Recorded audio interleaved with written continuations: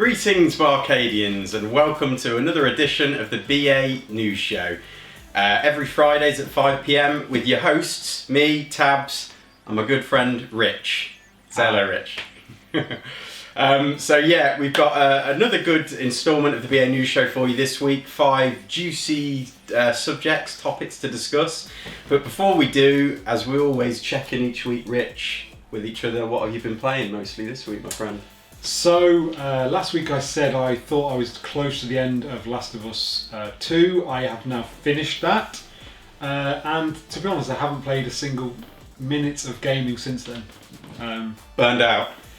Yeah, I felt a bit burned out. Well and truly looking forward to the next game on the horizon, which we'll talk about more shortly. Mm-hmm. But yeah, that's pretty much it really. I think I completed it Sunday afternoon, or Saturday night, I don't know. Still letting your impressions digest, because I think you might do a little piece for the channel definitely. At some point. Yeah, I was thinking about that today, what I might say. Bit of a companion piece to mine, just to give a slightly more nuanced perspective. Yeah, absolutely, definitely. So, yeah, what about you, mate? What have you been playing? Well, as we've just been briefly mentioning, Bloodborne, one of the games for me that got away. I say got away, I did start it, but it's, notoriously hard. And I think that put me off at the time. I think you've got to be in the mood for Bloodborne. You've got to have the defence, the right armour before going into it and playing it. But I am enjoying it. It's unique, it's different. I love the mood, the atmospheres all go gothic. And it's just... But yeah, it is going to be knocked out of the picture entirely tomorrow, as we'll come on to in the second piece in today's BA News. So should we hastily move on so we can get to that? Absolutely, go. So first of all, we have got a little bit of coverage on the Ubisoft Forward event that we've most of us will have probably seen in passing the Sunday the 12th of July. So yeah, just to cover off the biggest reveals that we saw, we're looking at Assassin's Creed Valhalla, Watch Dogs Legion, a newly announced battle royale shooter called Hyperscape, Far Cry 6 of course, which was probably one of the more interesting games that I personally saw. And yeah, Ubisoft have come out, at least at the end of it, to confirm that there is another Ubisoft Forward showcase planned later this year.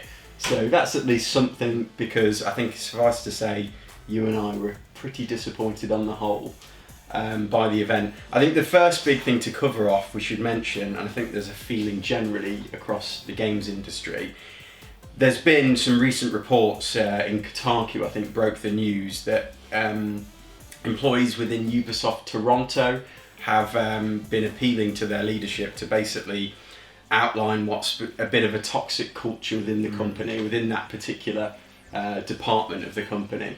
So, we won't go into detail here, but essentially it's a shame that the event didn't recognise that in any way. Even if it was a short burst, 30 seconds to a minute, we know the reports are out there, we are looking at it, we are working on it. It would have been a really nice gesture. So first of all, a bit disappointed we didn't see that. And then generally from me, Rich, and chip in a minute, but I think I've been quite disappointed with Ubisoft's development philosophy over the past few years, I would say. I feel, for me, it feels like they're not direct enough with their game development processes. The sort of visionary projects we see in the likes of PlayStation Studios, God of War, Spider-Man, Horizon Zero Dawn. For me, they lose a lot of their identity, because it almost feels like there's too many ideas they're always trying to straddle, and it dilutes what we see in their games. Absolutely. I mean, a prime example of that would be from this Forward conference that we saw was this Watch Dogs Legion 2. Oh no, Watch Dogs 2 Legion. Watch Dog Legion. Oh, okay. I think it is, or Legions. Because basically that seems like it's like every game you could possibly imagine all rolled into one. Yeah. It's like does it all, but I don't know, it just seems to leave me wanting more. And same with Assassin's... Jack of all trades, master of none. Yeah, I guess that's ultimately it, isn't Yeah. it? Assassin's Creed Valhalla, we watched the leaked footage of that, and I said to you, I thought it looked a bit rough around the edges. I have to say this looks better than it did in the leaked footage. I have to say that it does look a lot better. Yeah. And I do think the more exploration ideas that are going on in that game look cool, but it's hard to say that looks like too far removed from lots of other games we've seen. You said you saw some shades of God of War in there, which did look cool. You know. Yeah, mainly on the exploration side of things and where you were off doing things. The whole battle things. I don't. Too much head up action there's going a lot on. going on, isn't it? I don't know. I feel like Ubisoft at this point for me seem a little bit lost. They're trying to create lots of games and nothing particularly, I would say, like a very unique. And that's a shame, really, because I really used to look up to them and think they really produce unique games. But I feel like certainly in recent years that's been lost. It's very grey now. Somebody said the other day, I think it might have been 2010 or something, and they were looking at their E3 showing and they mentioned things like Beyond Good and Evil, really acclaimed, unique IP of theirs, which we didn't see the sequel to in this, which dumbfounds me. Splinter Cell. Yeah. There was a couple of other games as well, but like you say, they had much more of a defined identity, and now they just seem lost in the woods a bit, don't they? Whereas, I mean, we've seen these allegations are likely to lead to reform within the company, and perhaps that reform will have a knock-on effect to their design philosophy. We can only hope, and they've got plenty of resources. Absolutely. And having said that, Far Cry 6 does look pretty good, I have to say that, and that is a franchise that seems to do really well for the company, so it makes sense that they are going to produce another one of them, and they've brought on a very good actor. Brilliant face for the absolutely. For the new so game, quite an acclaimed actor, I would say. For him to be part of it suggests there's got to be some good material there. So that is obviously a good thing moving forward for that game, I would say. Gus Fring in Breaking Bad, for those who don't know, check him out. Fantastic performance. Absolutely, yeah. So I think we've covered that one off. Let us know what you think, Barcadians. And Rich, take us away to what we've been waiting to discuss. So, tomorrow is the day we finally get our hands on Ghost of Tsushima. If it needed dramatic sound effects, sorry. Or, if you're watching this when it releases, today. Yes, indeed.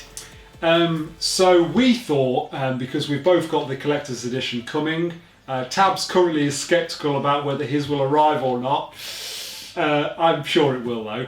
But we thought, in honour of that, maybe we could have a little review roundup of all the things, because there've been, I would say, good and mixed reviews. I wouldn't say I've seen any bad reviews for this, but I've certainly mixed reviews. So we'll maybe just take it in turns. We'll have a rundown of quite a few of the reviews. So Video Games 24/7 gave it 3 out of 5. US Gamer 4 out of 5. GameSpot 7 out of 10. Games Radar 9 out of 10. Trusted Reviews 4 out of 5. The Guardian 3 out of 5. IGN, gotta love IGN, 9 out of 10. VGC 3 out of 5.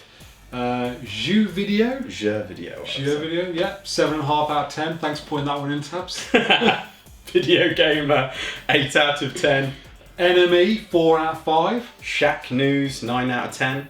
Every.it 7.5 out of 10.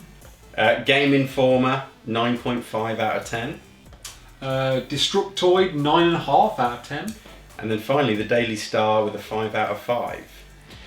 So, I mean, you can see there quite the spread, but I would say generally, obviously there's some out of 5, but we're going to make them out of 10. Generally, you're seeing 7 to 9 out of 10 for the most part. And I think currently sits at, certainly when I looked yesterday, 84 out of 100 on Metacritic. So a good score, I would say.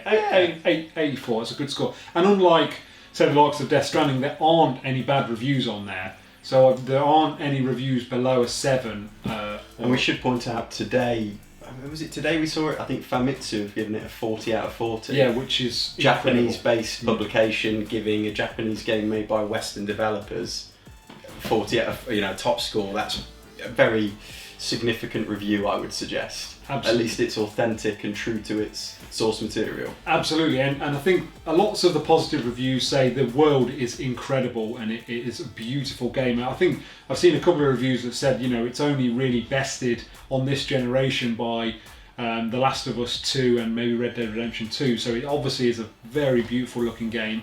So it offers a very unique samurai experience. Some people have said similarities to Assassin's Creed's game and possibly even The Witcher 3. I'm not so happy about the Assassin's Creed like comparison. Yeah, I don't know. It doesn't sit quite right. But later Assassin's Creed games, I think they have been lauded. I've not played them personally. I mean, Origins and Odyssey were quite... Yeah, I loved Black Flag. That was a great game. I loved playing that. Yeah. And then obviously influences from the likes of Breath of the Wild, one of our favourite games of all time. Horizon, a game you really love, I need to play. But then it's just falls that tiny short of a true masterpiece. But I have seen that it's a lovely way to bookend this generation on PlayStation 4, so that's an interesting thing. Yeah, I think that, that's, broadly speaking, that's what they've said, haven't they? It's broadly positive reviews. I think the more critical perceptions we've seen are basically pointing out that the open world design is a little bit rote, a little bit paint by numbers. The story in some respects under-delivers. And I suppose, if you compare it to Red Dead and The Last of Us, very strong story, it might kind of be a bit under. We were actually talking, half an hour ago or so, that I think Red Dead Redemption 2 is one of the few open world games that truly gives you a story. Lots of open world games, the story sort of falls short, happen in Breath of the Wild, and Red Dead Redemption 2 actually does that. Last of Us 2, amazing story, but it's more of an on-rails type game. It's areas rather than a full open world where you can go and explore anywhere. And it's interesting that that's one of the things that I've sort of suggested about here. I think it could be subjective though, because it's Japan and it's historical Japan. There's different perceptions of what a story should be. I think naturally in some ways it might be more subdued because of that tone, that historical reference. Yeah, true. Maybe as a Western audience we expect something with a bit more, I don't know, dynamism, a bit more in your face. It's hard to say on that respect. I think generally the critics I've seen though have said that, it's a solid experience, but because of that distinct aesthetic, that samurai aesthetic, it has played it too safe in some respects. And they were perhaps expecting it to go a bit further in some of its ideas and creativity. So for me, it's it's a story of two halves, I suppose. You've got one camp where if you love your open world games, you're really interested by that samurai look and feel. I think this is you're going to be leaning towards the 9 out of 10s. If, however, you're burned out on open world games, the samurai stuff isn't quite up your street, well, perhaps you'll be more the 7 to 8 in terms of the experience you have with it. But I think certainly for you and I, Rich, we've just come off the heels of The Last of Us Part 2, burned out, emotionally wrecked. Yeah, absolutely. And I think for us, it's just the comfort food we need, to have this big open world experience. Absolutely. A big fun box, essentially, a samurai fun box. Well, I came off The Last of Us Part 2 thinking, the weight of that world is so incredibly heavy on you as a player that you almost feel chored playing it. Yeah, absolutely. And that's obviously how it's supposed to be. That's like the world that it is. But I can't wait to delve into this game and, seek out those things, those hidden items, hidden areas, have that unique experience of just fun exploration that you get in an open world game. So I'm really excited for that. Kick off those pinching shoes and just let rip. Exactly. So fantastic. Let us know again, BArcadians, what you think to Ghosts if you're buying it, and stay tuned for our unboxing video, hopefully in due course. So we've got the third piece today, which was just a quick comment on Google Stadia, who also released something of a reveal in recent days and underwhelmed us in brand accurate style, as I've written down here, Rich. I was quite pleased with that. So essentially Google have announced 16 new games coming to their streaming service Stadia, including 5 exclusives. So Outcasters is one of their exclusives from Gear Tactics and Brink developer Splash Damage. It's a colourful, competitive online multiplayer top-down shooter in which you curve your shots. We've got Orcs Must Die 3, which is also an exclusive from Robot Entertainment. Sees players fight against huge orc armies, and it's playable in Stadia Pro now, or costs around $30 without Pro. And Google then vaguely said that they are other developers are working on other exclusives, namely we've got Harmonix, Uppercut Games, Supermassive Games, but it didn't really reveal what these games are that they are actually working on. So for me, pretty underwhelming. Yeah. Of those exclusives, it doesn't light my fire. I mean, I might not be the audience for them, but what are your thoughts, Rich? Orcs Must Die 3, well, I've not seen, heard or played Orcs Must Die 1 or 2. So, I mean, where have they pulled that one from? Maybe we're missing out. Maybe they're the equivalent of Star Wars in video games. But, I mean, very cynical. Obviously, that's a very cynical view. But we don't bear no bones. We don't like Google Stadia. Yeah, unfortunately, that is ultimately where we're going to end up, as we've spoken about many, many times. But this particular version of cloud gaming is not particularly the one that we want to succeed. So we're biased. Yeah, absolutely. Take what you will, Barcadians. Let us know again what you think. If you've got another side to the argument to offer, we're all ears. And if you have played Orcs Must Die 1 or 2, drop us a comment and let us know what it's like. Rub it in Rich's face. Let us know. But Rich, do you want to take us away with the fourth item? Absolutely. So, PS5 pre-orders imminent. So this came, was it, earlier on in this week. Yeah. I think it was two prominent PS5 predictors had pegged pre-orders would begin on July 13th. Cue me and Tabs on the internet furiously refreshing every 3 pages seconds, to try and find out whether the PS5 pre-orders had gone live. Needless to say, that never happened, unfortunately. The only thing that did happen was an Amazon page went live, basically detailing all of the specs of the PS5. Bit of info. Sort of, I would say, sort of a header page ready for when they're going to drop the pre-orders, which I thought was interesting. Yeah. But still, we don't have any prices, and we still don't have any confirmed release date, which is a shame. What do you make of this, Tabs? I mean, it perhaps suggests that they're poised with something. But, these two notable leakers that I think they have been accurate in the past. So one of them is a popular PlayStation fan and the other is an Italian analyst. So it says both of them somewhat accurately called the dates and times of PlayStation events in the past. This was from Tom's Guide. So there was some credence to this leaking and these rumours. Did PlayStation pull it on hearing about these leaks? Because they like to follow the beat of their own drum. I don't know. Was it wrong entirely? The only thing I will say, so we're currently sat on the 16th of July. We know pretty much we've got a release sort of radar. We think it's going to be around the 20th of November, isn't it? And they've just come out with, haven't they? They're doubling down on production. Oh really? I've not seen this. Interesting. Yeah, I think that's really good. The past couple of days, I think they've basically said they're literally going to double their production, projection? Yeah. For PS5 consoles. Fantastic. So again, that's all chiming into the fact that there's got to be an on-ramp soon, hasn't there, to the PS5, to the pre-orders. Well, we're almost to the day 4 months till release. Now, if it was me, and I would be thinking, well, how many PS5 consoles do we need? I would be getting pre-orders going as soon as possible. So we would have some metric that we could go, well, hang on a sec, we've got to make this many. We've got 1 million pre-orders already. Well, we're going to need some people don't pre-order consoles. So I think we're going to go any day, I think, here. I think we'll be very shortly. I think they're going to go on this. I really do. And yeah, I mean, I'm going to be straight on there. I really hope we get one each come launch day. Yeah, I would think so. I was actually driving home today from work thinking, if the pre-orders went live while we were filming this and you're like, what are you doing, Rich? And I'm there just pre-ordering one going, nothing, mate. Well, Air 5 packs now. We let each other know about the pre-order as soon as it comes live. Yeah. Let's do that. Well, that's. I've actually, if anyone is interested, if you go to Game, you can register your interest on it, and they'll send you an email when the pre-orders go live. So if you are interested in that, go over to Game. If that's your chosen supplier, and get on there and get on the mailing list. Do it now, Barcadians. Right then, so let's finish up with the last item. Speaking of pre-orders, yes. I don't know, I mean, we have shared about it and I've ranted about it this week, but Mario Lego.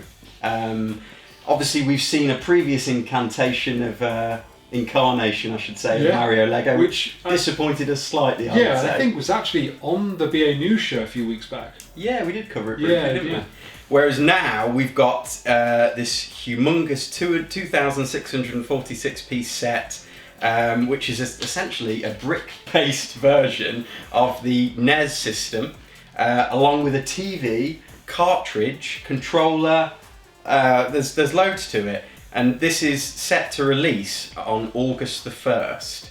Lego announced. So what else is there to say about it? It's actually got a moving picture on the TV screen, I understand. Has it really? There's a crank handle. Oh wow, that's cool. And it literally moves, so Mario will like jump over it, and it works in conjunction with the other set. Oh, okay. I think if you put the Mario figure on top of the telly or something, it unlocks sound effects. I think for the play and chime with what's happening on the screen. So suffice to say, really excited about this. I think it will look amazing on my curio cabinet. Just in case that's not clear, Tabs has pre-ordered this. Well, I've not, because they're not out yet. Oh, you can't pre-order it yet? No. Oh, okay. I think you might be able to express interest again on the website. Don't quote me, have a look, BArcadians. Oh, is this one? Because I believe Lego, if you're part of the Lego... There's some bit where... VIP? Yeah, if you're a Lego VIP, I think that you can pre-order it, I believe. Ooh. I'm fairly certain I saw VIP access. Well, I know what I'm doing after we recorded the BA News show this week. But yeah, as Rich it's signed a minute ago, it's quite expensive, isn't it, Rich? How much is it? Is it $209.99? Now, I have to say, Lego is very expensive, and for the amount of pieces that are in this set, it probably the price probably is about right. I have to say, albeit it is an expensive set. Because it's a licensed set, and obviously profits are going to be split between Lego and Nintendo. I think as a licensed range, it's probably fair value, isn't it? Yeah, this is it. There's lots of Lego models I've seen I've really liked that have got similar amount of pieces in it, and this is sort of the going price for them. So, but when you compare it to, it's not far off a Switch Lite in terms of the money you're paying. I mean, there is that. But you know, it's a different sort of thing, isn't it? This is it. You know. Are you getting it? No, I don't. Currently, I've not been able to persuade the missus that that's an acceptable thing to spend money on, especially given the fact there's, I don't know, £1,000 gone on PS5 yet. Yeah, this is true. Once you factor in all of the games, controllers, chargers, headsets, all that lot. So I can't resist it, BArcadians. So there'll be an unboxing from me at least. Rich, maybe you can help me build it if we're allowed to. Oh, well up for that. Yeah, that's it's like a win for me. I get to build it without buying it. We can do it on the channel. We can record Nice, I like it. So yeah, just to bolt on to the last subject there, BArcadians, as well, we should just mention there's been a lot of rumours while we're talking about Nintendo of an upcoming Direct. So Monday the 20th is heavily rumoured that there might be something releasing in conjunction with the 35th anniversary to celebrate Mario. Calm down, Rich. Possibly, but there's a suggestion we might see something Mario based next week, pointing towards Monday. And even we might see a Nintendo Direct drop next week. Again, keep your ears peeled and eyes open on Monday for that. We'd love to see it. We don't know. It's just heavy rumours. So there we go. Public service announcement done.